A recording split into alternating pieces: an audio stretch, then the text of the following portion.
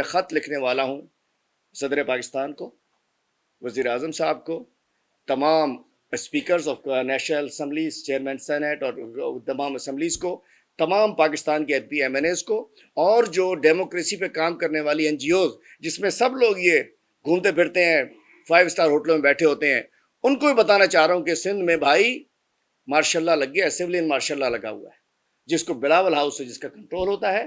Civilian martial law کا general head quarter Bilawal house میں ہے، سولین مارشل لا کا GHQ بلاول ہاؤس میں ہے، باقی اسمبلی دکھانے کے لیے ہے، CM ہاؤس دکھانے کے لیے ہے۔ ایک MPA بیٹھ کے اشارہ کر رہا ہوتا ہے، اس کا مائک کھلے گا، اس کا نہیں کھلے گا، اس کا بند کر دو۔ مطلب یہ لیول رہ گیا۔ اسپیکر کی کرسی ایک عزت کی کرسی تھی، وقار کی کرسی تھی، آج وہ بے توقیر ہو چکی ہے، بے عزت ہو چکی ہے۔ آج اسپیکر کی کرسی پہ ان MPAs کے اشاروں پہ ناچنے والے کٹ پتلیاں بیٹھی ہوئی ہیں۔ ابھی پچھلے دنوں ایک قرارداد آئی ہوئی تھی جو انہوں نے سپریم کورٹ کے فیصلے کے خلاف منظور کرائی، بتایا کہ نسلا ٹاور کی قرارداد ہے۔ سپریم کورٹ کہتا ہے کہ کمپنسیٹ کرو نسلا ٹاور والوں کو، یہ کہتے ہیں نہیں ریگولرائز کرو۔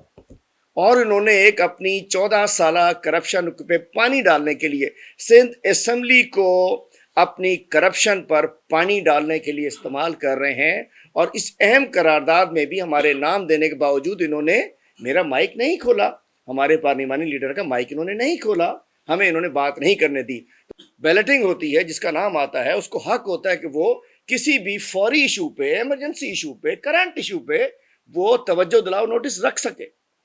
بیلٹنگ ہونے کے باوجود ایک نیا تماشا، ایک نیا رنگ نکلا ہے۔ ابھی 4-5 روز پہلے سے پوچھا جاتا ہے کہ آپ کس چیز میں توجہ دلانا چاہ رہے ہو؟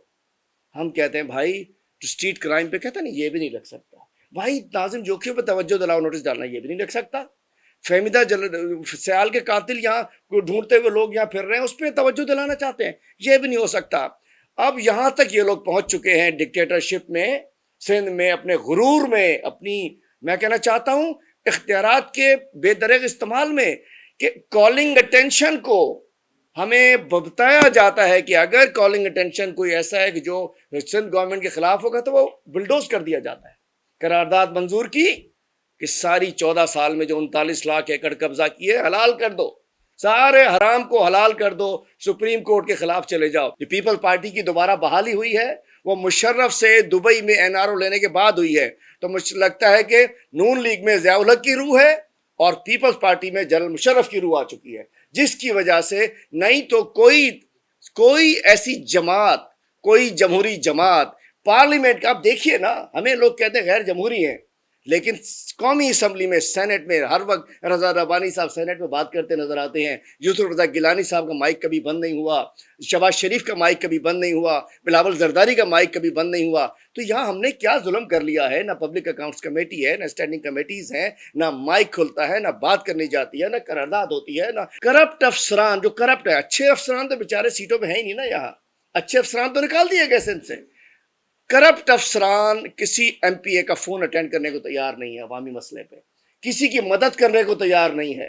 آج سے چند ماہ پہلے جب بجٹ سیشن چل رہا تھا اور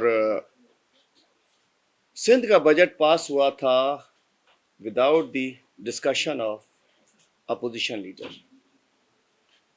اور جس کی وجہ سے leader of the house finance minister نے بھی کلوزنگ اسپیچ اپنی نہیں کی تھی۔ یہ سب عجوبے سندھ میں ہو رہے ہیں، تو ہم سمجھ سکتے ہیں کہ سندھ میں جمہوریت کا جنازہ نکل چکا ہے۔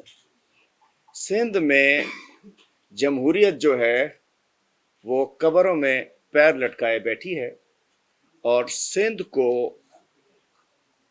سندھ میں جمہوریت کی قاتل وہ پیپلز پارٹی ہے جو کہ جمہوریت کی دعوے دار تھی، جو جمہور کی دعوے دار تھی، جو ذوالفقار علی بھٹو اور بے نظیر بھٹو کی پارٹی تھی۔